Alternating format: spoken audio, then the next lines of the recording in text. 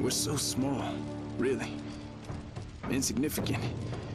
In the grand scheme, one life means so little. You dedicate yourself to a principle. But in the end, it's out of your control.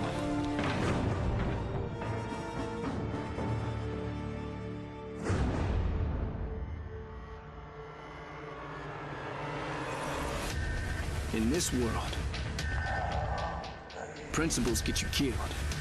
You lend a hand, it gets torn off. You hesitate, you die. So you want to save someone? Save yourself.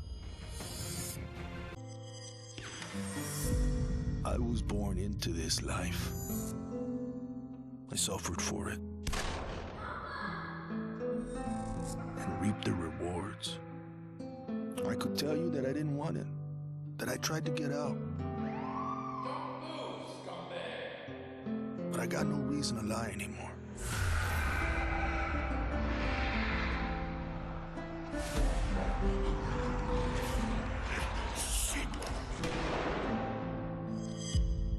That life is the only reason I'm still here.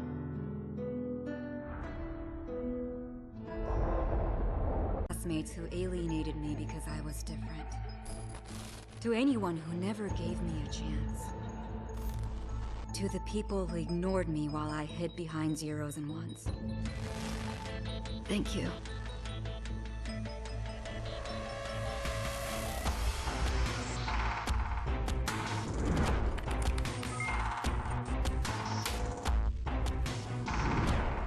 Without you, I would never have made it this far.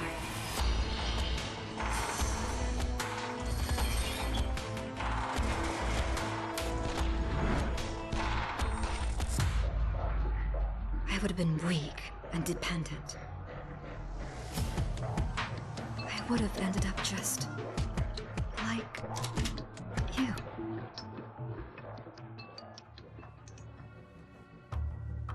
There's never a moment when you forget. It's there when you fall asleep and when you wake up. You keep going over the things you should have done. I should have stayed home that day. I should have held on.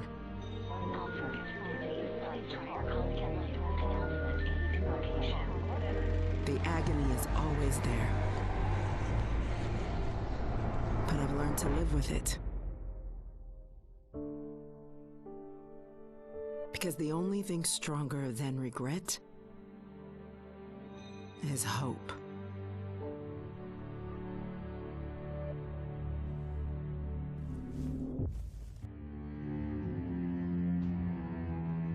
Don't play in the dirt, Ethan. Stop fighting, Ethan. Be polite, Ethan.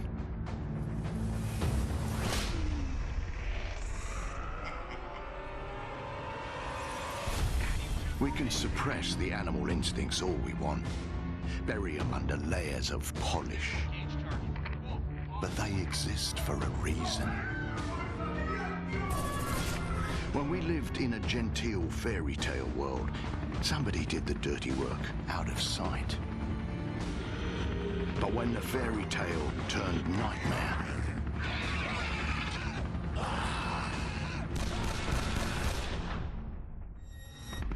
those instincts were the only thing that kept us alive.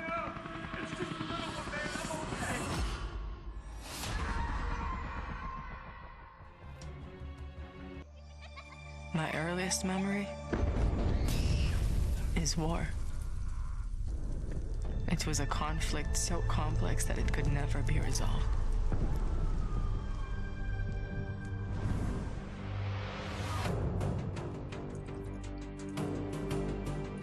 But this war isn't complicated.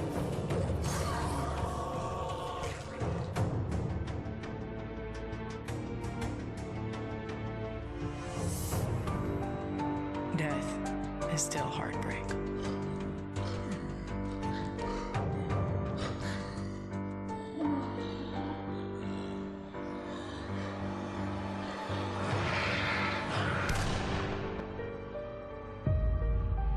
But a kill is a kill. There were moments when men's cruelty could not be explained. It had to be seen.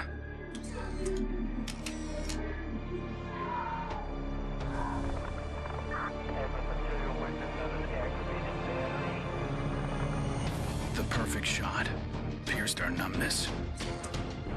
Sent up a flare to save the next generation. It said, "This is where we've been. Don't follow." Then there was no one left to heed the warning. And the only one left to save is yourself. Where there is life, there is light. The glow of hope. At times, it burns brightly, but dwindles and fades.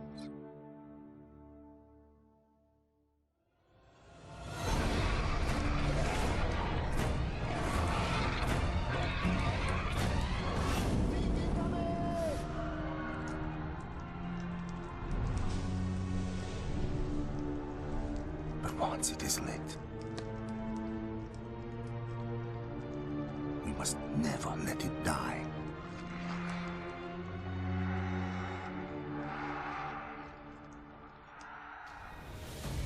Something can happen. Until it does. They live in cheerful ignorance of the coming storm. I could see nothing else. When it finally arrived, I felt relief. At least now the danger had taken shape. Now, I had a target.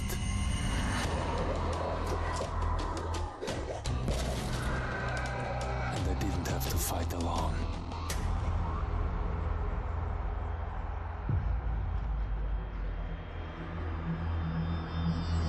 Be welcome in the kingdom of heaven. That fate was never in the cards for a man like me.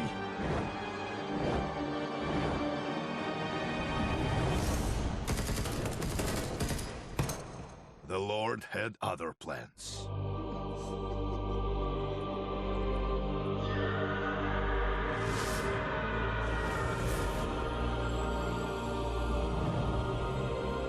I have made my peace with God.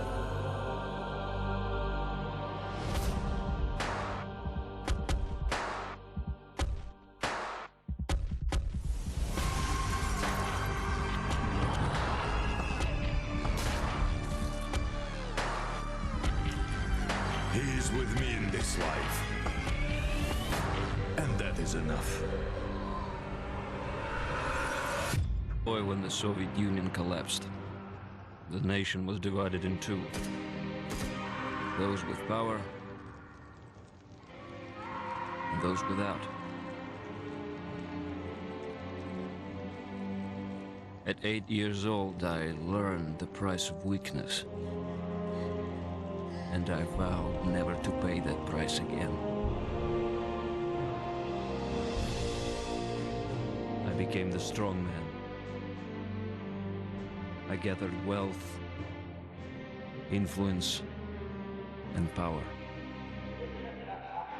But nature is indifferent to the hierarchy of men.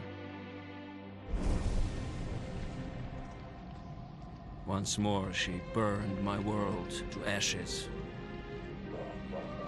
leaving only bitterness and the rage I would need to survive. I was never afraid of Cachet the Deathless. I laughed at the fairy tale of this undead phantom. A woman of science would never fear such silliness. But what do we know?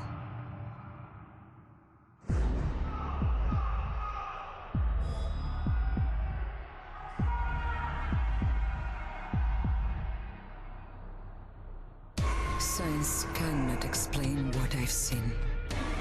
And in the face of such horror, there is no logic.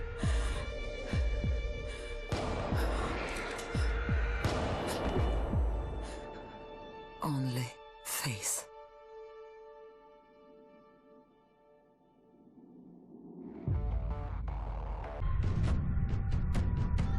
I was 11 years old the first time I felt the ground shake. My instinct, but my grandparents wouldn't hear of it. This is our home, they told me. We don't leave. I came to live by that code. Earthquakes, tsunamis, typhoons, they're all part of life here. We accept them. We don't leave.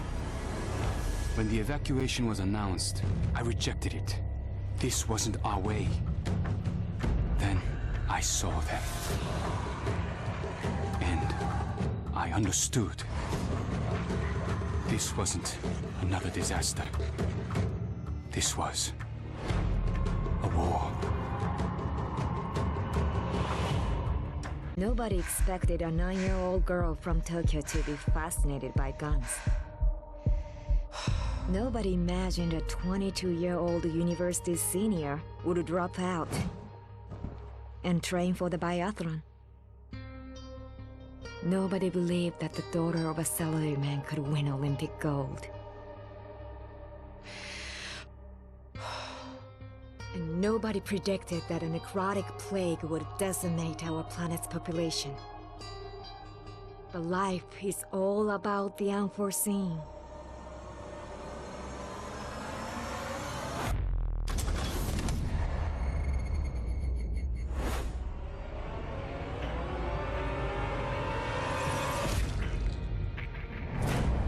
And nobody saw me coming either.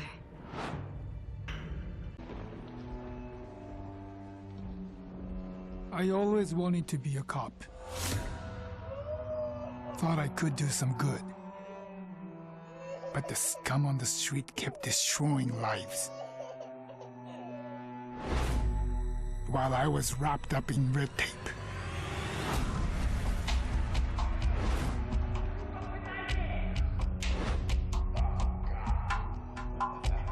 Shackled by senseless laws. The virus stripped all that away, left us to fend for ourselves. And finally, the chains were off.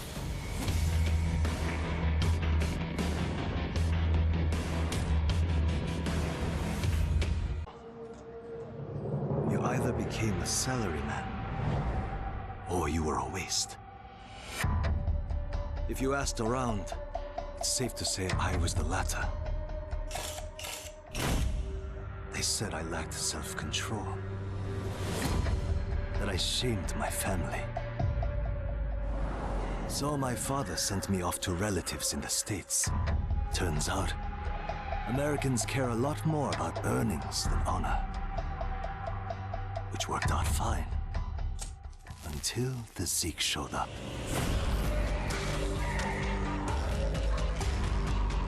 The Japanese decided to evacuate.